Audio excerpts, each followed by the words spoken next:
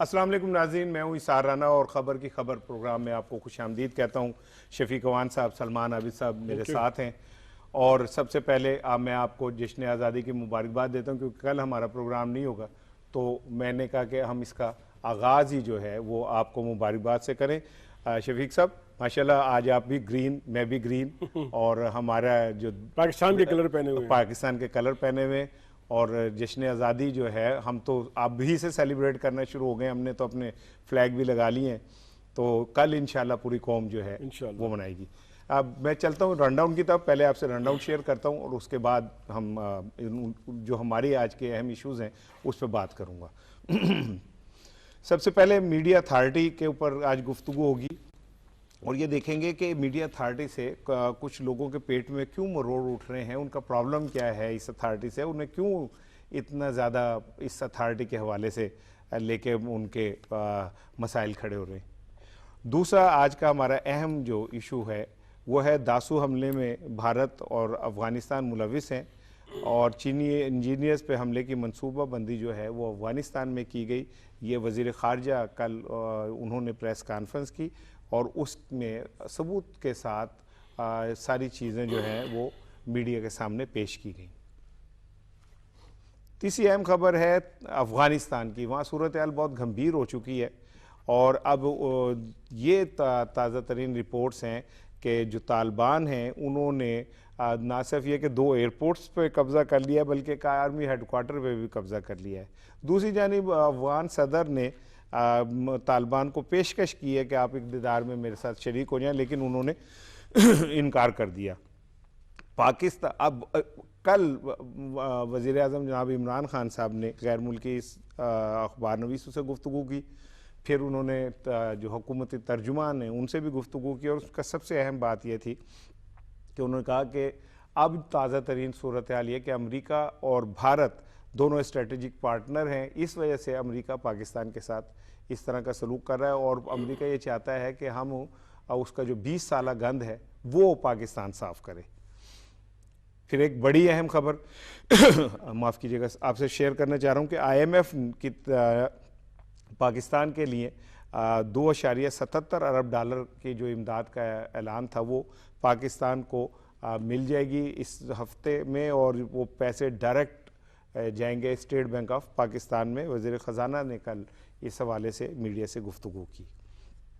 Corona जो है वो एक बार फिर सर उठा रहा है और 3 माह बाद 93 दिनों बाद जो हलाकतें हैं कोरोना के हवाले से वो 100 से तजावज़ कर गई हैं। इसका मतलब है कि ये एक अलर्ट है, इस पे हमें एहतियात करनी चाहिए। हम आज बात करेंगे लंदन की एक शाही शादी पे और उसके हवाले से गुफ्तगू करेंगे कि ये शाही शादी किसकी हो रही है और क्या होने जा रहा है उसमें, इस पे बात करेंगे। फिर एक दिलचस्प खबर है वो हम आपसे शेयर करेंगे कि ओलंपिक गोल्ड मेडलिस्ट जो है वो टैक्सी के किराए का मरहून मिन्नत रहा। बड़ी दिलचस्प खबर है, हम आपसे शेयर करेंगे। और आखिर में हम ट्रिब्यूट देंगे अजीम अदाकारा दुर्दाना भट्ट को जिनका इंतकाल हो गया। इस पे हमारा प्रोग्राम जो है वो इख्तिताम होगा। शफीक साहब अस्सलाम वालेकुम। सलमान साहब अस्सलाम वालेकुम। जी वालेकुम सलाम, आपको भी खास साहब और शफीक साहब आपको भी बहुत शुक्रिया। सर मीडिया अथॉरिटी का क्या मसला है शफीक साहब, क्यों इतना इसको लेके लोग परेशान हैं, खौफजदा हैं? देखिए, मीडिया अथॉरिटी के हवाले से जो एक मीटिंग हुई थी CPA ने की, उसमें फाद साहब चीफ गेस्ट थे, मैं भी उसमें ऑब्जर्वर शरीक था। तो सारा इन्होंने ब्रीफ किया कि भाई ये जो जो आपके पास है ये आया ये वो नहीं है जिसको हम कर रहे हैं, ये प्रपोज है और आप अगर आपकी कोई तजावीज़ है आप तजावीज़ दें, बेहतर करें। अब देखें मीडिया को कंट्रोल करना या जो है फेक न्यूज़ को कंट्रोल करना दो मुख्तलिफ चीज़ें हैं। अब वो जो जिम्मेदारान हैं वो कह रहे हैं जी ये मीडिया के ख़िलाफ़ है। क्या फेक न्यूज़ को रोकना मीडिया पे कर्ब है? नहीं, मीडिया पे कर्ब नहीं है। फेक न्यूज़ से आप भी मुतासर होते हैं, मैं भी होता हूँ, जिसके खिलाफ होती है वो होता है। अगर ऐसी कोई अथॉरिटी बन रही है तो आप उसमें अपना इनपुट दें। फवाद साहब ने वहीं कहा, उसमें आरिफ नज़ामी मरहूम भी उसमें मौजूद थे और उन्होंने कहा कि आप अपना इनपुट दें ना, इसको आप ना ये समझें कि ये कोई फाइनल बिल है, आप अपना इनपुट दें, हम सबसे बात करेंगे। फिर आप देखें प्रेस क्लब वगैरह और उसमें वो उसको सपोर्ट कर रहे हैं। इसमें यह है कि जो वर्कर है हमारा साफ़ी, वो उसको उसको सैलरी नहीं मिलती, अपना तहफ़्फ़ुज़ नहीं है ना उसे। तहफ़्फ़ुज़ नहीं। फवाद साहब ने कहा जैसे कि ये हम अपना तमाम जो इश्तहारात के बिल उन्होंने दे दिए हैं, सब कुछ पे कर दिया है। जो डिजिटाइज हो रहा था पीटीवी, तो उसमें तकरीर में कहा कि तमाम बिल हमने, कोई पेंडिंग बिल नहीं है।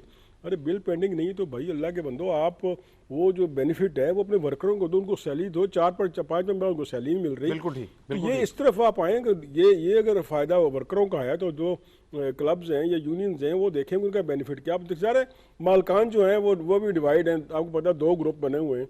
तो बजाय कि आप अच्छा फिर मैं भी देखें, मैं भी साफ़ी हूँ, आप भी, और ये हम रहे में पता है कि क्या होता है, मालकान क्या करते हैं, भाई आगे कर देते हैं, भाई इस पे बोले, आप इस पे लिखें, आप इस पे आप एहतजाज करें।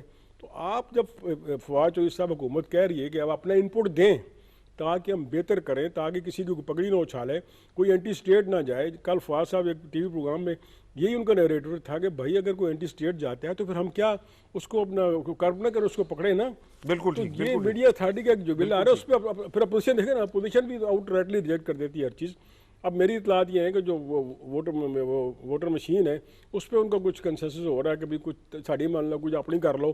तो अगर इस पर भी अगर अपोजिशन समझती है कि ये उनका अप टू मार्क नहीं है तो आए उसमें डिस्कस करें और कोई बेहतरी लाएं। ठीक है, बिल्कुल। देखिए ना सलमान साहब, आप भी शफीक साहब, देखिए हो क्या रहा है, हमारी बहन बेटी हमारी इज्जत है, वो जा रही है स्कूल कॉलेज जा रही है, कोई बंदा उसकी वीडियो बनाता है बना के अपलोड कर देता है, उसको कोई पकड़ने वाला नहीं। सोशल मीडिया के ऊपर आप हैं, मैं हूं, मेरे हवाले से आपके हवाले से कोई भी फेक वो पोस्ट बनाओ, वो अपलोड कर दो, कौन पकड़ सकता है उसे। फिर उसके बाद तीसरी चीज ये देखें कि पूरा इंडिया, पूरा अफगानिस्तान, पूरा पाकिस्तान का नैरेटिव बन गया। बिल्कुल। अब मैं इसके देखे ना, और हमारा मीडिया उसको प्रमोट कर रहा है। फवाद साहब को ये कहना था कि हमारा मीडिया प्रमोट ना करे उसको। मैं इसकी एक मिसाल देता हूं कि जब हमने कराची के अंदर एक टीपीएल के खिलाफ ऑपरेशन किया, कुछ लोगों को गिरफ्तार किया, तो इंडिया से जो ट्रेंड चला ना वो ये कि कराची में सिविल वार शुरू हो गई। बिल्कुल ठीक है। सलमान भाई, ये जो बिल है इसके हवाले से अभी शफीक साहब ने भी बात की है, मैंने भी की है कि ये 5th जनरेशन वॉर चल रही है और इसके अंदर भारत अफगानिस्तान ने डिसइंफॉर्मेशन का एक तूफान बर्पा कर दिया है। फिर उसके बाद जो वर्कर्स हैं, और प्रिंट मीडिया के वर्कर्स की तो फिर भी सुनवाई है, लेकिन इलेक्ट्रॉनिक मीडिया के वर्कर्स की तो कोई सुनवाई नहीं है, कोई प्लेटफॉर्म नहीं है जहां पे उनसे, और फिर ये जो ट्रिब्यूनल है इसने कोई सजाएं नहीं देनी। और तीसरी बात यह आखिरी कि कोई चीज जब सामने आती है तो उसकी जजियात में आगे पीछे तब्दीली हो सकती है। तो आप नहीं समझते कि कुछ मीडिया ग्रुप्स जो हैं वो उन्हें खौफ ये है कि बल्क में निकाल दें, आप 100 बंदे निकाल दें, आप किसी की तनख्वाह रोक लें, तो जब ये होगी, अथॉरिटी बनेगी, तो वर्कर्स को एक तहफ़्फ़ुज़ तो मिलेगा ना। देखिए बात जो है इरफान राणा साहब, वर्कर्स के तहफ़्फ़ुज़ की एक अलग बात है।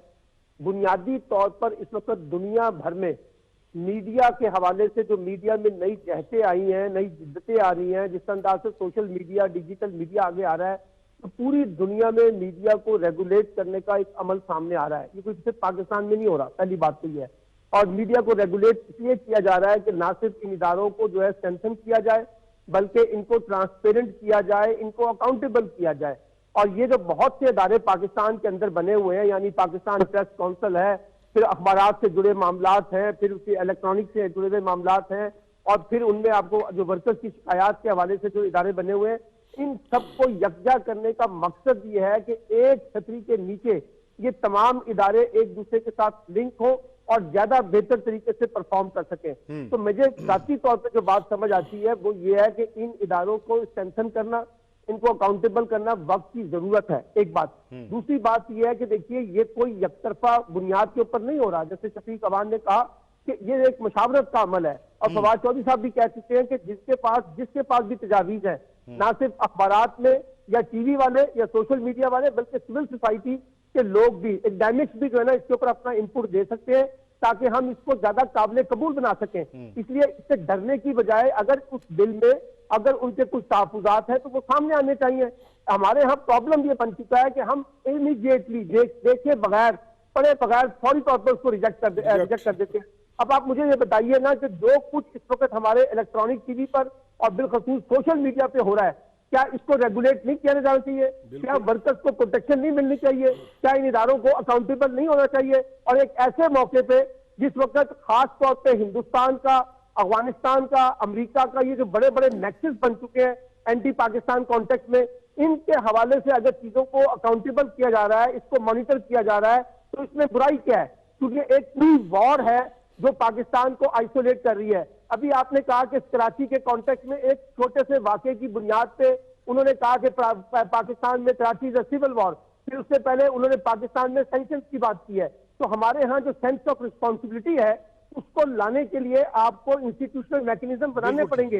अभी हमारे पास वो इंस्टीट्यूशनल मैकेनिज्म बने हुए हैं लेकिन वो वर्कआउट ही नहीं हो रहे। जब वो वर्कआउट नहीं हो रहे तो इनको अगर एक अथॉरिटी में लाया जा रहा है तो मैं नहीं समझता कि इसके ऊपर बहुत ज्यादा एक खौफ की कैफियत पैदा होनी चाहिए। उस खौफ से निकलकर आप उसके अंदर ऐसी तजावीज लाएं जो सबके लिए काबिल कबूल हो और वो फिर आगे बढ़ सके। ठीक है शफीक साहब, देखें हर मुल्क के अपने डायनामिक्स होते हैं, अपने उसके अब कहा जाता है जी कहीं पे भी इस तरह नहीं है, तो भाई पाकिस्तान के हालात जो हैं वो बड़े डिफरेंट से हैं। हम इस वक्त बेशुमार चैलेंजेस को फेस कर रहे हैं। आप इस तरह अंदाजा करें 2 साल में 150 ट्रेंड्स इंडिया की जानिब से बनाए गए और उसमें 37 लाख ट्वीट्स की गई और रीट्वीट्स हुई। यदि एक बेबुनियाद बात को बना के आप आगे बढ़ते हैं। दूसरा, आप खुद एक सहाफ़ी हैं और एक अरसे से सहाफत के अंदर है। ये जो बिल आ रहा है ये कोई ऐसे तो नहीं है कि बिल आ जाएगा, मुख्तलिफ सहाफ़ती तंजीमों से भी बात हो रही है, सोशल मीडिया से रिलेटेड लोगों से बात हो रही है, जो हमारी सिविल सोसाइटी है उससे बात हो रही है। ये कोई फाइनल तो नहीं है। देखिए सलमान साहब ने बड़ी अच्छी बात की, सलमान साहब ने बड़ी अच्छी बात की कि ग्लोबली चेंजेस आ रही हैं। अब वो मीडिया नहीं कि अखबार छपा और आपने खबर दे दी ये आपकी डेडलाइन है, अब उसके बाद आपका इलेक्ट्रॉनिक मीडिया आ गया, अब सोशल मीडिया आ गया, इसका तो कोई डेडलाइन है ही नहीं। बिल्कुल सही। सलमान साहब ने बड़ा अच्छा पॉइंट आउट किया कि ग्लोबली चेंज हो रही है, पूरी दुनिया में जो है ना वो मीडिया लॉज चेंज हो रहे हैं, तो उस पर आप आएँ, अपना इनपुट दें और उसको अपना बेहतर करें। बिल्कुल मैं आपकी ना ये आपने लिखा कि पेट मरोड़ की उठ रहे हैं, उस पर फवाद साहब ने भी कहा कि मैंने किसी को इल्ज़ाम नहीं दिया, किसी का नाम नहीं लिया, चोर की दाढ़ी में तिनके के अगर कोई अपना बात कर रहा है तो उससे अवॉइड करें। अब मरोड़ के वाले से मुझे ट्वीट याद आ गया सलीम साफ़ी साहब का, बड़ा अपने आप को मानते हैं वो। ये जो जहाज़ आपको पता है ना कराची में साहिल पे एक जहाज़ फंस गया, उस पर मैंने ट्वीट कर दिया कि जो हुकूमत इस जहाज़ को नहीं बचा सकती, वो अल्लाह के बंदो वो जहाज़ जो है वो खुद उसका एंकर टूट गया था और वो अपना यार वो वेव्स होती है वो रश करके उस पर आ गया, उसका मलबा भी उन्हें हुकूमत पे डाल दिया। अरे यार बुग़्ज़ इमरान में इतना ना जाओ क्या लोग आपको इग्नोर करना शुरू कर दें। अब ऐसी चीज़ें आएंगी तो यार अब देखें, अब ये इंग्लैंड में क्यों नहीं होता, क्योंकि वहाँ वो लॉज सख्त हैं। अमेरिका में आप क्यों किसी का ऐसे नहीं फेर सकते, चाहे जितना बड़ा मीडिया हो, क्योंकि वहाँ ला सकते। आपको पता होगा एक अखबार जो था वो 150 साल से निकल रहा था, लेकिन लंदन की अदालत ने उस अखबार को बंद कर दिया। एक खबर के ऊपर उसे बंद कर। अच्छा, आप कम से कम लोगों की इज्जत न उछालें और बेहतरी करें, आगे आए। अब देखें जो मैंने साफ़ी साहब का कहा, अब वो आटा गूंदने हिलने से आगे बात चल रही है। सलमान भाई, वो अक्सर आपने देखा है कि जब वो शादी हो रही होती है, देगे पकड़ी होती है, तो एक बंदा ना जिसको इनवाइट किया होता है ना जो उस शादी का हिस्सा होता है, वो एवं ही लंग दे कह रहा होता है कि चौल कच्चे रह जाएंगे हैं भाई तो आपका उस जहाज के फंसने में आपको मैकेनिज्म नहीं पता, आपको उसकी साइंस का नहीं पता कि उसे कैसे लिफ्ट करके वापस लाना है। वो उसका मलबा हुकूमत को डाल दिया। वो अगर वो नहीं निकल रहा तो इसका मतलब है कि हुकूमत नहीं चल रही। लतीफे नहीं हो रहे कोई थोड़े से सहाफत के नाम पे? देखिए हमारे यहाँ तो एक फैशन बन चुका है ना, जिसके मुंह में जो आता है बोल देता है। आपको याद है एक हमारे बुजुर्ग हमें कहा करते थे कि पहले सोचो फिर तोलो और फिर बोलो। अब हमारे यहाँ ये है कि इसका उलट है, पहले बोलते हैं फिर सोचते हैं फिर तोलते हैं। अब सवाल यह है कि एक ही लम्हे में, एक ही स्टेटमेंट में आप कह देते हैं कि पाकिस्तान में कोई जमहूरियत नहीं है, एक ही लम्हे में कह देते हैं पाकिस्तान में कोई आइन नहीं है, एक ही लम्हे में कह देते हैं कि पाकिस्तान का फेल स्टेट। अच्छा, सिस्टम सारा चल रहा होता है। यानी अब ये कराची वाली जो आपने जो बात की सिविल वॉर वाली, यानी पूरा पाकिस्तान चल रहा है, कराची की जिंदगी रवां दवा है। एक वाक़े को बुनियाद बना के आप एक टॉप ट्रेंड बनाते हैं कि जनाब पाकिस्तान में कराची में सिविल वॉर शुरू हो चुकी है। अब लगता है लोगों को यह भी नहीं मालूम कि सिविल वॉर होती क्या है। सिविल वॉर जो है वो तमाम का तमाम जो रोजमर्रा का निजाम है उसे धर्म भरम कर देता है। हमारे यहाँ तो कोई निजाम धर्म भरम नहीं हुआ, हमारे यहाँ एक फैशन बन चुका है। और ये मैं आपको बताऊं कि ये जो अरुंधति राय का एक बड़ा शानदार जुमला है कि क्राइसिस में चलने वाला मीडिया, उसका जो सर्वाइवल है वो भी क्राइसिस में होता है। क्राइसिस ही है, यानी हम जानबूझ के क्राइसिस पैदा करते हैं और एक ऐसी सिचुएशन ड्रॉ करने की कोशिश करते हैं जैसे पूरे दुनिया में सिर्फ खराबियां जो है वो सिर्फ पाकिस्तान के अंदर हो रही है और बाकी तमाम जगह पे बिल्कुल हालात शफाफ है। बिल्कुल ठीक है।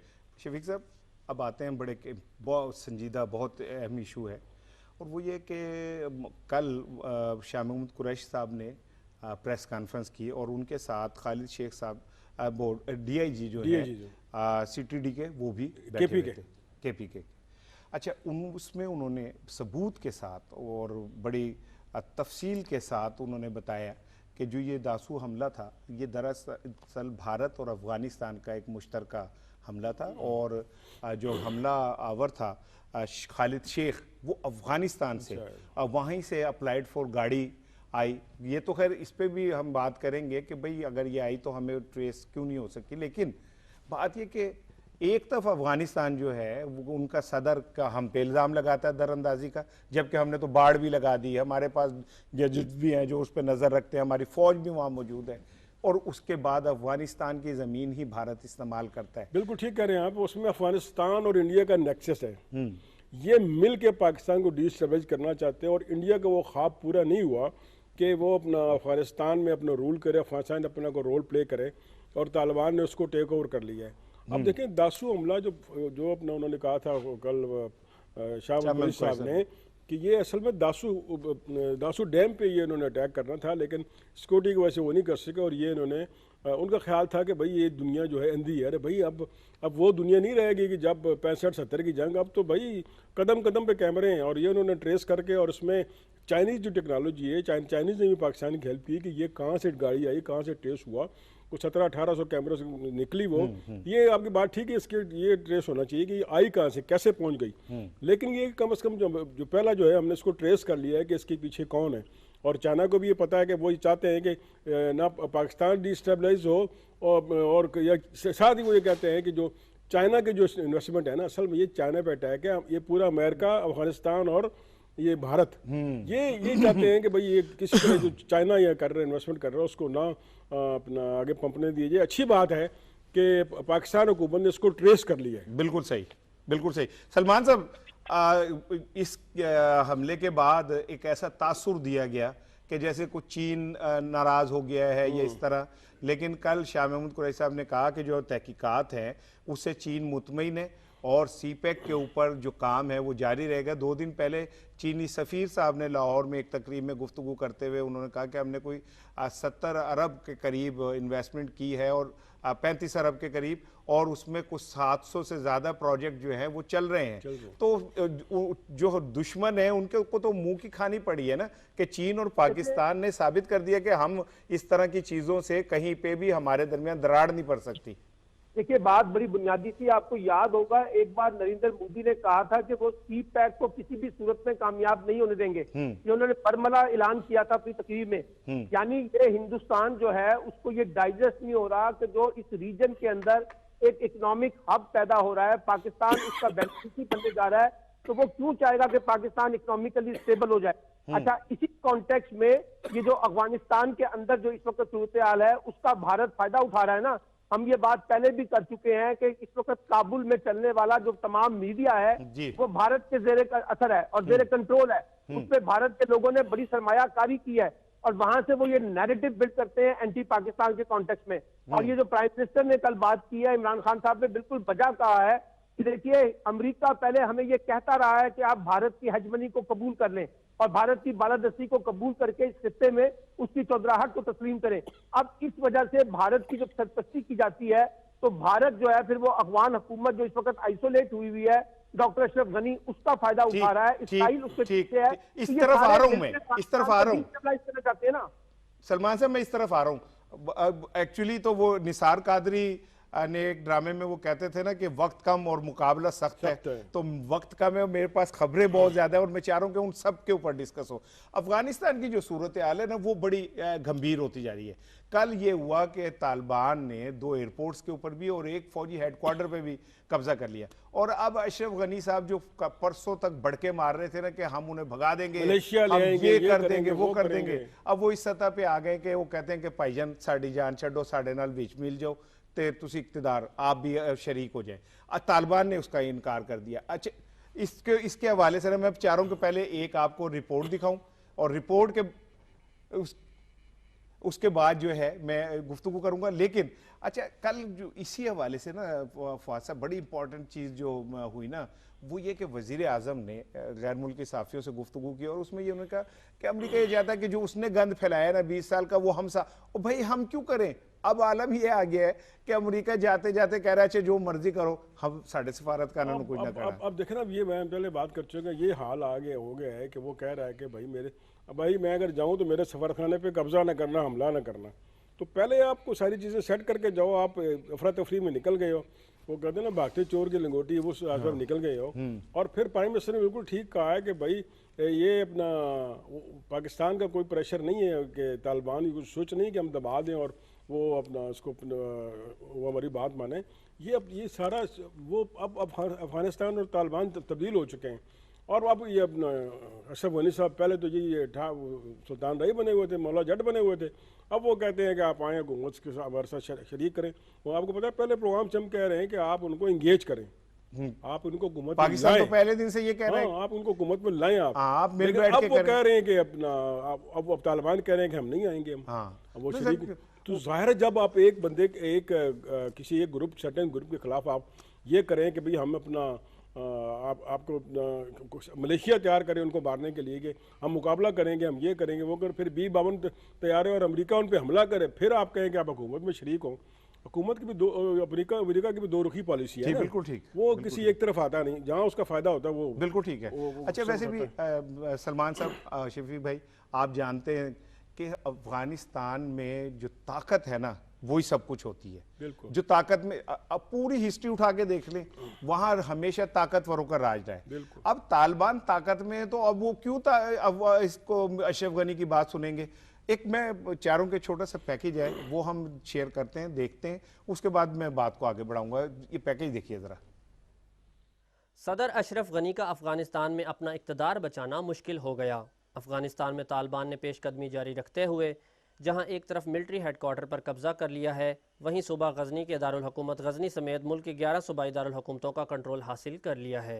इससे तालिबान काबुल से सिर्फ 150 किलोमीटर के फासले पर रह गए हैं और इस वक्त तालिबान मुल्क के कसीर हिस्से पर काबिज हो चुके हैं। मुल्क में तालिबान के बढ़ते हुए असर रसूख को देखते हुए अफगान हुकूमत ने तालिबान को इक़्तिदार में शराकत की पेशकश कर दी है और ये पेशकश दोहा अमन मज़ाकरात में की गई है। जबकि अमरीकी इंटेलिजेंस हुकाम ने आइंदा 3 माह में अफगान हुकूमत ख़त्म होने और नवंबर तक तालिबान के अफगानिस्तान पर कब्जे के खदशात का इजहार किया है। तालिबान ने हिलमंद में पुलिस हेडक्वार्टर पर भी कब्जा कर लिया है। सदर अशरफ गनी की इंतज़ामिया इस वक्त तालिबान के शदीद दबाव में आ चुकी है।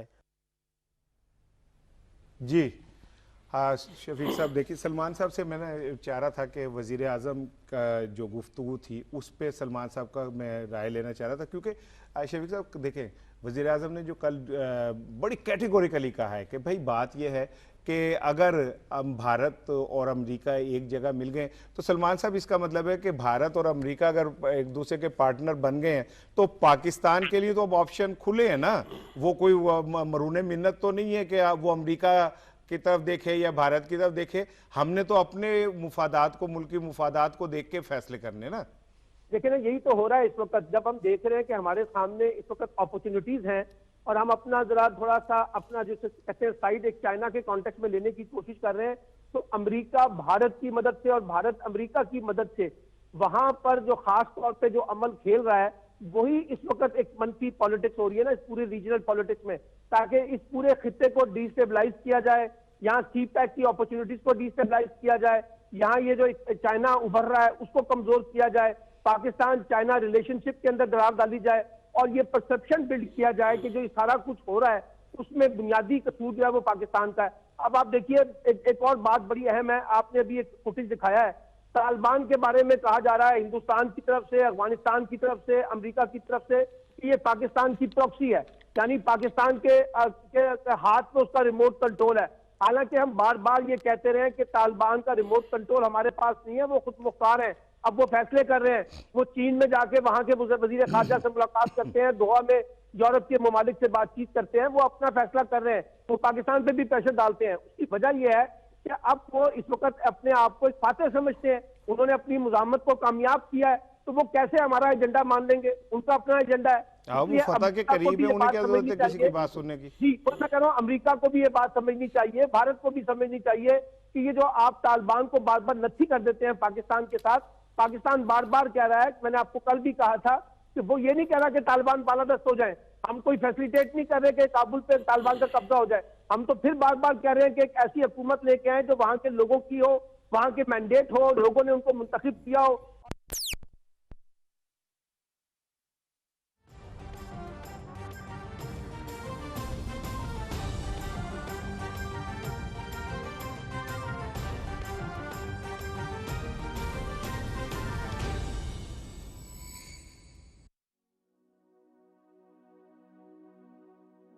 कश्मीर के ज़ाफ़रान ज़ारों जब महकते हैं तो वतन किसी जन्नत से कम नहीं लगता। अली रज़ा के संतूर से जो धुन निकलती है उसमें कश्मीर की आज़ादी की उमंग भी है और पाकिस्तान की सलामती की दुआ भी।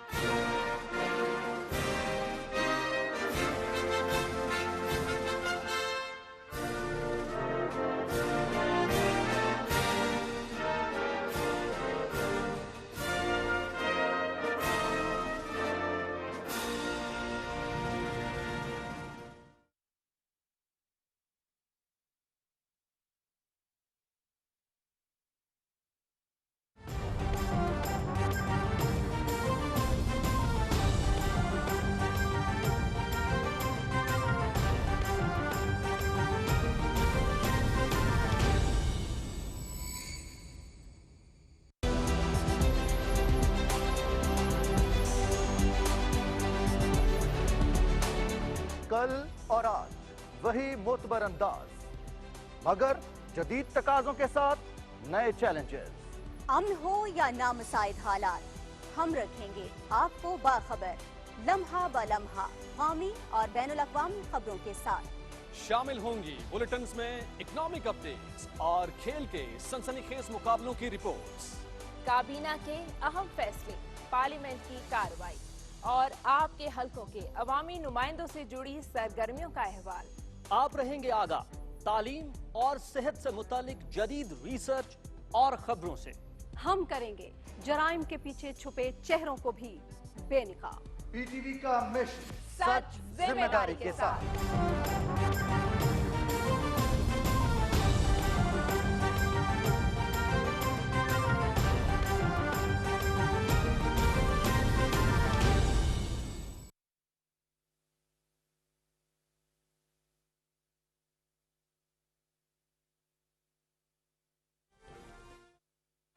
सलमान साहब जैसे बात कर रहे थे, तो ये तो तय है कि भाई अब हम चीन के साथ खड़े होंगे, इसमें तो अब कोई शक नहीं रहा। अब देखें, ये सलमान साहब ने बड़ा अच्छा इसको ब्रीफ किया। अब देखें, दासू हमला हुआ, अफगानिस्तान की सूरत हाल देख लें क्या है, अमेरिका क्या कर रहा है। प्राइम मिनिस्टर ने भी कहा कि ये अपना अमेरिका और भारत का नेक्सस हो गया और अफगानिस्तान के साथ क्या, लेकिन हमारी अपोजिशन को तौफीक नहीं हुई कि भाई अल्लाह के बंदो, नेशनल कॉज के लिए कम अज़ कम इस इशू पे हुकूमत के साथ आ जाओ कि हम आपके साथ हैं। नेशनल इश्यूज़ पे ना पूरी दुनिया में देख लें, ये हमारे बस बांग्लादेश, पाकिस्तान और इंडिया में ये है कि हम किसी नेशनल इश्यूज़ पे भी साथ ही देखो कि इंडिया में भी काफ़ी दे रहे हैं साथ, लेकिन इस इशू पे हमारी पोजीशन जो है बजाय हुकूमत का साथ देने के वो उसको क्रिटिसाइज़ कर रही है। अरे भाई, सियासत एक तरफ रख लें, सियासत का भी फिर कर लें, लेकिन जो नेशनल इश्यूज़ हैं जिसमें पाकिस्तान मुतासर हो रहा है, हुकूमत नहीं हो रही, उस पर कम से कम एक नैरेटिव ले आए, हुकूमत को सपोर्ट करें कि भाई आपके साथ है, ताकि पूरी दुनिया में आवाज़ जाए कि भाई चाइना और पाकिस्तान की जो सूरत हाल है, जो पाकिस्तान की सलामती का इशू है, उस पर अपोजिशन हुकूमत एक पेज पे है। बिल्कुल ठीक है। सियासत, मैं आपको एक छोटी सी चीज़ आपकी इस जुमले की सियासत के हवाले से कि आप अंदाज़ा करें कि पिछले दिनों ना मुस्लिम लीग नून के साथ एक वाक़या पेश आया जिसमें थोड़ा सा 10,000 ट्वीट्स की इंडिया से, और उन ट्वीट्स को फिर पाकिस्तान में बैठ के रीट्वीट किया गया। तो ये अलमिया है। पाकिस्तान है तो हम है ना, हम सियासत ये वो सारा इसी से तो आपने महल बनाए, इसी से तो बंगले बनाए, इसी से तो इतनी इतनी बड़ी जायदादें बनाई हैं आपने। अब IMF ने पाकिस्तान को 2 अरब और 77 करोड़ की इमदाद दी है, और ये जो है 23 अगस्त को हम तक पहुंच जाएगी। और उसके बाद ये कि ये बराह रास्त स्टेट बैंक में जा रही है। और जैसे आप से बात हो रही थी कि सऊदी अरब से जो मौखर हमारे वो थे उस पेमेंट पे तेल भी मिलना।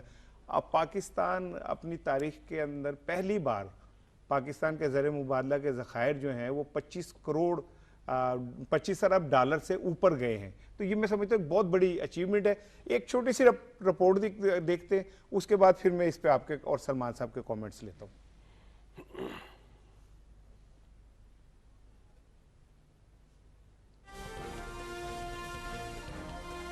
ये रकम 25 अगस्त को पाकिस्तान को मिल जाएगी और ये फंड बराह रास्त स्टेट बैंक ऑफ पाकिस्तान को मुंतकिल हो जाएगा। पाकिस्तान को भी ये मिले हैं SCR, और ये पाकिस्तान का जो हमारा शेयर है वो 0.43 है।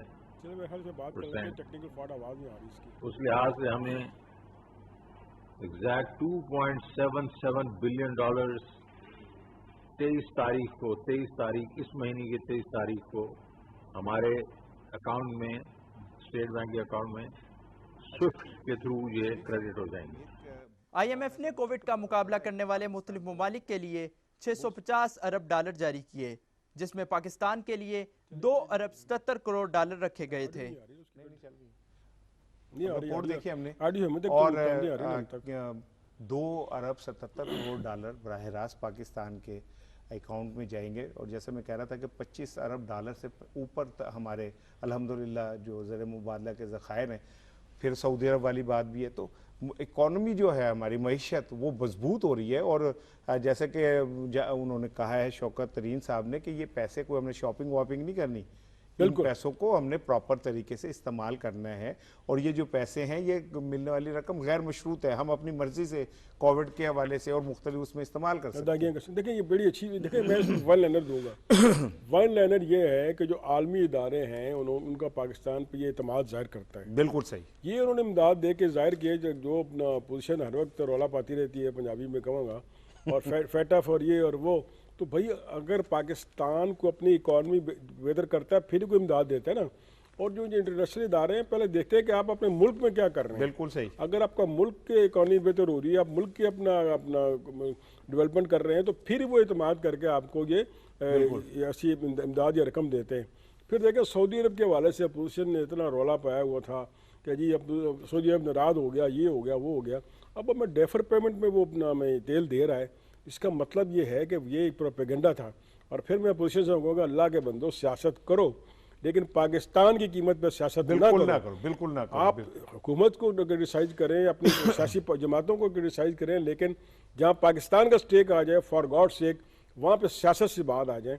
वहाँ पे अगर चले आप सपोर्ट नहीं कर सकते, ज़ाहिर है अगर अपोजिशन ने हुकूमत को अच्छी बातों में सपोर्ट कर दी, पीछे रह क्या जाएगा, कम अज़ कम मुखालफत भी ना करें, ताकि जो आलमी अक़वाम आलम हमारा मैसेज जाए कि भाई इसमें हम सब एक है।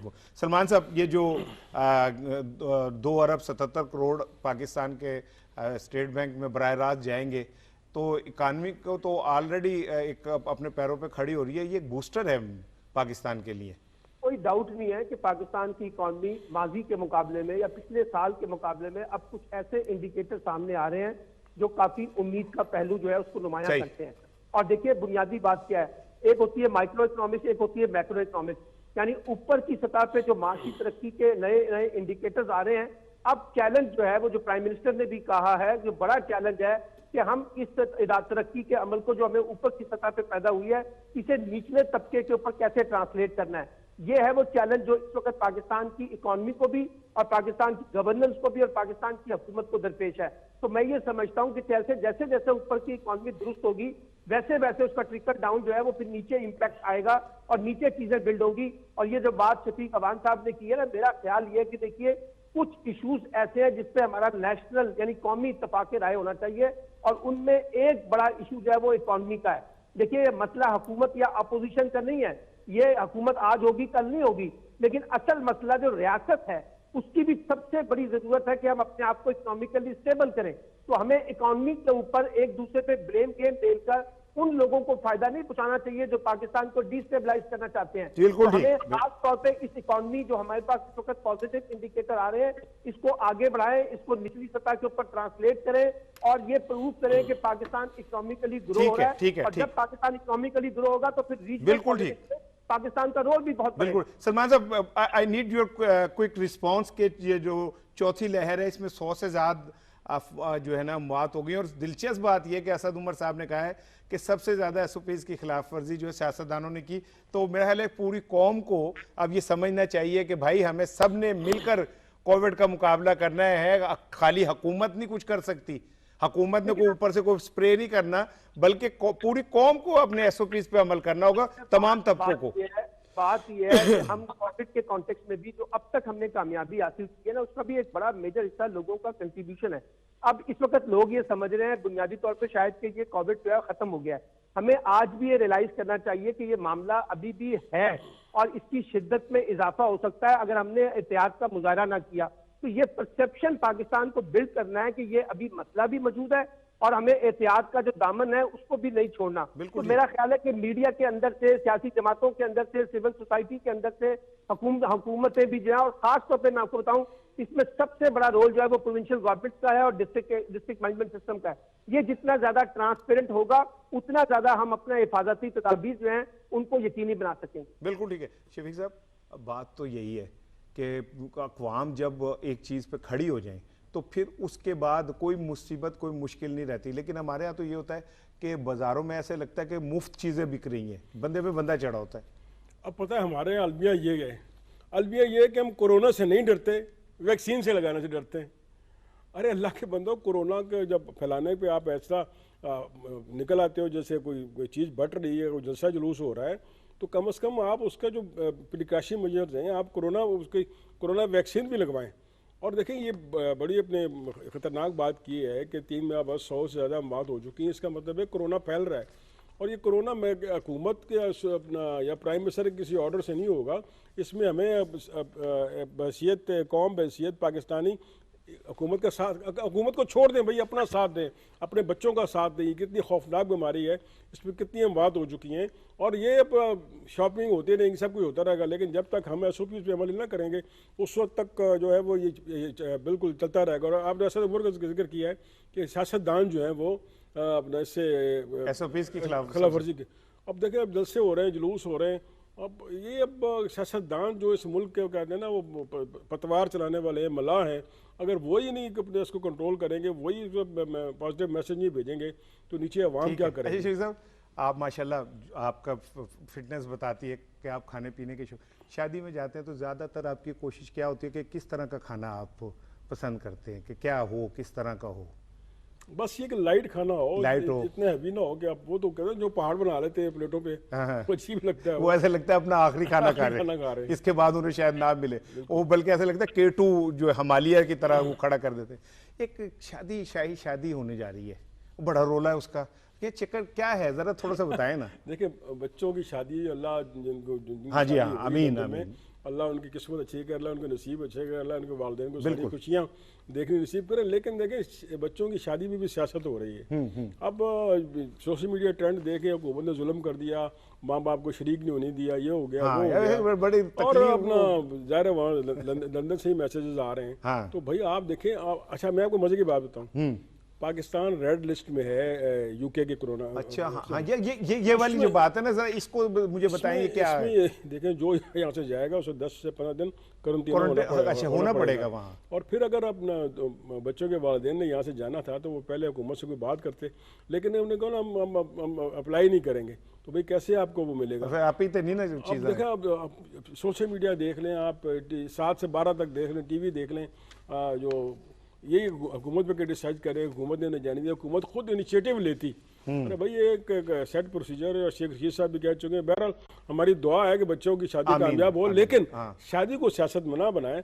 और सैफुर रहमान साहब को आपको पता है वो माजी में क्या थे, उस पर हम नहीं जाते, लेकिन ये है कि कम से कम जो बच्चों की शादियों को ना हुकूमत और सियासत के अंदर मत लें, अल्लाह उनके नसीब अच्छे करे। सलमान भाई, ये जहाँ शादी हो रही है ये बड़ा महंगा तरीन इलाका है, मलका बरतानिया का महल भी उस होटल के करीब है, और मुझे किसी ने बताया कि वहाँ एक कप कॉफ़ी जो है ना वो पाकिस्तानी जो है वो 22,000 रुपये की पड़ती है एक कॉफ़ी। तो 250 जो हैं गेस्ट हैं, और उनमें ज़्यादातर मफरूर ये मौजूद हैं। अल्लाह ताला उस कपल को बहुत खुशियां दे, अल्लाह ताला उन्हें कामयाब करे। लेकिन ये भी है कि मियाँ साहब के लिए जो लाहौर हाई कोर्ट में जमा कराया गया कि वो मूव नहीं कर सकते, तो इंतजाम शादी के सारे वो खुद कर रहे हैं। नहीं, इंतजाम शादी के वो खुद कर रहे हैं। इसार राणा साहब, पहली बात यह है कि क्या पाकिस्तान का इस वक्त सबसे बड़ा मसला जुनैद सफदर की शादी है? बिल्कुल, यानी पूरा मीडिया जिस तरह से उसको हाईलाइट कर रहा है और जिस तरह से खबर निकाल रहा है, ये बदकिस्मती है कि हम एक खानदान के किसी फर्द की शादी को बुनियाद बनाकर इतनी बड़ी बड़ी जिसे कहते हैं ना उसको तशहीर दें और उसको एक बड़ी खबर बनाने की कोशिश करें। अच्छा, फिर आप ये देखिए, अगर आप बेटे की शादी की डेट तय कर रहे हैं तो पहले अपने जाने के मामला तय कर लें कि आप जा भी सकेंगे, जा भी सकेंगे नहीं। सलमान साहब, बाद में आप उसके ऊपर पॉलिटिक्स कर रहे हैं सारे। बिल्कुल ठीक। प्रोग्राम का जब वक्त खत्म हो रहा है, मैं चाह रहा हूँ 2 चीजें बड़ी जल्दी। एक बड़ी दिलचस्प खबर थी कि जो ओलंपिक गोल्ड मेडलिस्ट है, जब वो वेन्यू पहुंचा, मुकाबले शुरू होने लगे थे, तो वो उसे पता चला कि वो बटवा भूला है। उसने जनाब पैसे नहीं थे, वहां रजाकार खातून खड़ी थी, उसने पैसे निकाल के दिए, वो गया गोल्ड मेडल जीत लिया।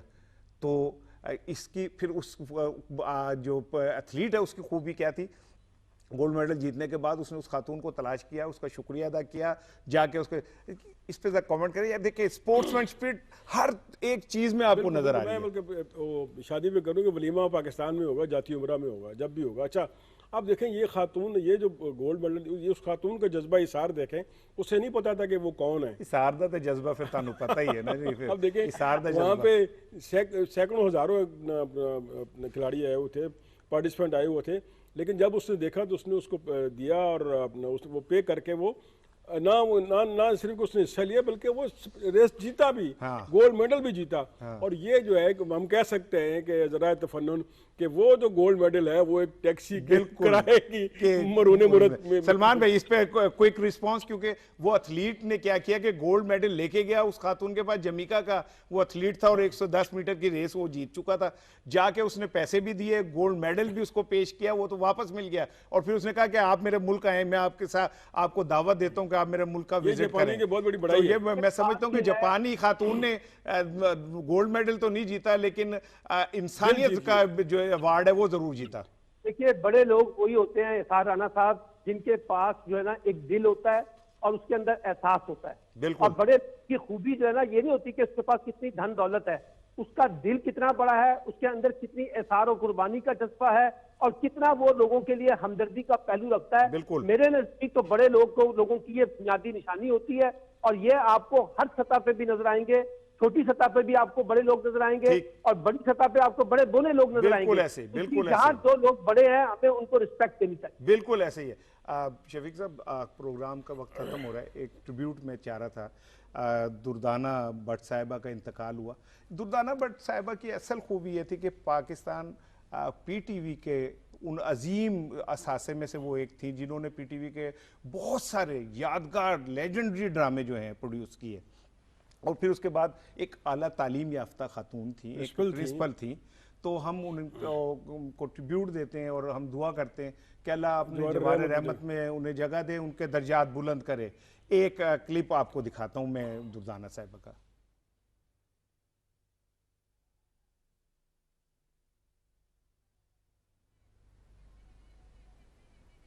अच्छा मेरा ख्याल है को थोड़ा सा टेक्निकल। अच्छा इसमें देखिए दुर्दाना साहब कॉमेडी जो है ना, कॉमेडी लिखना और कॉमेडी करना ये सीरियस अदाकारी से बहुत मुश्किल है, क्योंकि लोगों को हंसाना, लोगों को रुला तो सकते हैं, लोगों को हंसाना बहुत मुश्किल है। और दुर्दाना भट्ट साहब ने जिसको असलूबी से एक कॉमिक रोल, कॉमेडी रोल अदा किए हैं। और आज मैं कल भी आपको क्लिप एक दफा उनका कल भी मैं एक टीवी पे देख रहा था और मुझे उनकी याद आ गई कि भाई ये किस खूबसूरती से उनकी अदायगी देखें, नेचुरल बिल्कुल कुदरती। ये एक मैं क्लिप आप चाह रहा हूँ आपको दिखाऊं दुर्दाना साहिबा का। ये बहादुर ने आपके लिए भेजा है तरबूज, शिकागो से लाए हैं। सलमान भाई दुर्दाना साहिबा जो थी वो उन लोगों में से थी जिन्होंने शुस्ता, जिसे कहते हैं ना शुस्ता मिजाज क्रिएट किया और फिर उनको आंगन टेढ़ा, तन्हाइयाँ, फिर ये इतने उन्होंने ऐसे ऐसे करैक्टर किए। जी साहब जिस वक्त पाकिस्तान में ड्रामा इंडस्ट्री की तारीख लिखी जाएगी ना तो उसमें दुर्दाना साहिबा का नाम जो है उसको आप रूल आउट नहीं कर सकते। बिल्कुल सही। डाइवर्सिटी उनके पास थी, यानी उन्होंने जहां मजाहिया किरदार किए ना और उन मजाहिया किरदार के साथ साथ बड़े संजीदा किरदार भी किए हैं। और जो सबसे बड़ी बात यह है कि उनके मज़ाह में आपको कहीं तज़हीक का पहलू नजर नहीं आएगा। बिल्कुल ऐसे ही है। तो में बैठ के सारी फैमिली के साथ बैठ के आप उस मिजाज से एंजॉय कर सकते थे। यही वो खूबी है जो आज हम उनको याद कर रहे हैं और आज के पाकिस्तानी ड्रामे में हमें खास तौर पे वो जो मिजाज और तज़हीक का आपस में जो मिलाप हो गया ना उसकी वजह से जो मिजाज है वो भी खराब हुआ है। बिल्कुल ठीक। प्रोग्राम का वक्त खत्म हो रहा है लेकिन कल यौम आज़ादी है, हमारा तो प्रोग्राम होगा नहीं। एक छोटा सा मैं चाह रहा था पैकेज जो है वो शेयर करें, उसके बाद आखिरी कलमात कहेंगे। वतन अजीज में जश्न आज़ादी की तैयारियां उरूज पर हैं। पाकिस्तानी अवाम हुकूमती विजन की तायद करते हुए इस साल जश्न आज़ादी पर पौधे लगाकर मुल्क से मोहब्बत का इजहार कर रहे हैं। झंडियाँ मैंने ले ली हैं, इस साल मैं पौधा नहीं लूँगा, इस साल मैं पौधा लगाऊंगा।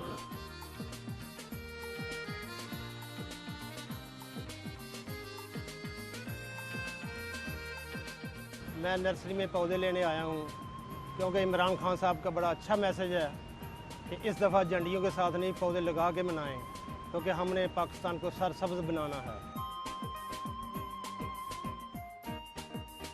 इस साल जश्न आज़ादी के मौके पर रिवायती अंदाज के साथ साथ हुकूमती और अवामी सतह पर पौधे लगाकर मुल्क से अपनी मोहब्बत का इजहार किया जा रहा है, जिससे पाकिस्तान का मुस्तकबिल हकीकी मायनों में सरसब्ज व शादाब हो सकेगा।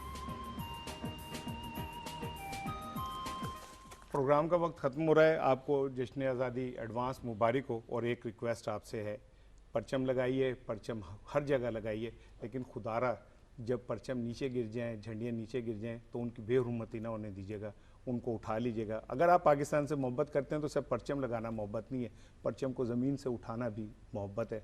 और वतन की मट्टी गवाह रहना कि हम तेरे मुगन्नी हैं और तेरे मुगन्नी की हर सदा में सिर्फ तेरी मोहब्बत की खुशबू है। अस्सलाम वालेकुम।